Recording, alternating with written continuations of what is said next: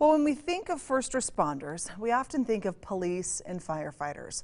But one group that's often overlooked are the emergency dispatchers, those who take the initial calls for help, urgent and oftentimes life-threatening calls. Dispatchers are charged with the duty to get those the help they need. Well, tonight, ABC4's Jason Wynn shows us the emotional toll the weight of the call has on them. It's the emotional weight of an emergency call. What's the address? We hear lots of things. Okay, what sector are you going to be in? Some good, but most of them are bad. If one's lucky enough, maybe they'll never have to dial those three numbers that have been etched into all of our memories. Their call comes into us, we send the first responders, and they kind of forget about us. Dispatchers are the voice of calm and reason during a tense situation, and many times what they say during that 911 call could mean the difference between life and death. I'm trying to make sure that my responders are safe. I'm trying to listen to the other dispatchers in the room. There's a lot of things going on, and that can really, the stress of that can weigh down on a person.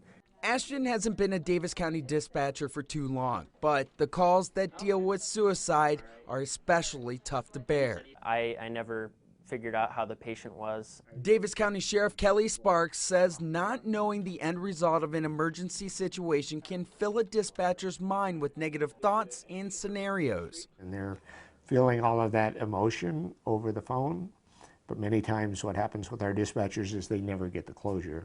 Instead, many dispatchers simply move on to the next caller without ever dealing with the emotional trauma inflicted by the previous call. Okay, I'll go ahead and get somebody on that way. My name is Ashton.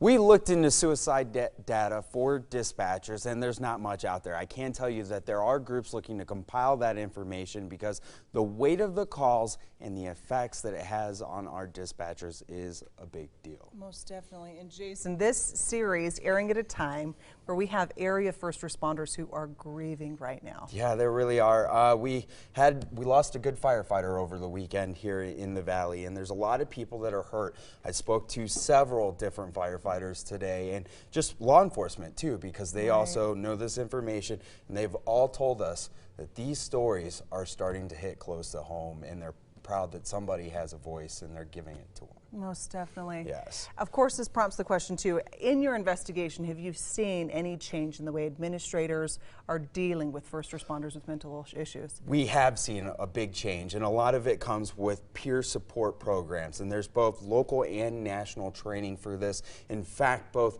Sandy City Police Department and Salt Lake City Fire have just done peer support program training last night. So this is something that these departments are moving towards, and it's something that we're going to focus on come tomorrow night, because peer support training, it's more important now than any time before. Most definitely. Jason Wynn, thank you so much. And we still have some more information we need to get out there, right? Yeah, we do. And before we go tonight, we had a call into our newsroom from a first responder who was asking for help, and we got him that help. But talking about suicide and admitting that it's a struggle can be a very difficult conversation, but there are trained professionals out there to help.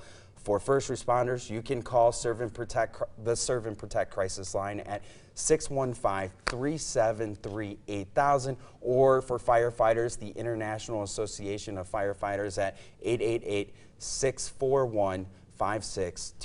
And we do want to tell you that this information is all going to be on our website, abc4.com. If you're wondering, I didn't get it down in time, go check it out there. And we also want to make sure that you're aware that if you are not a first responder and you need help, it is available to you too.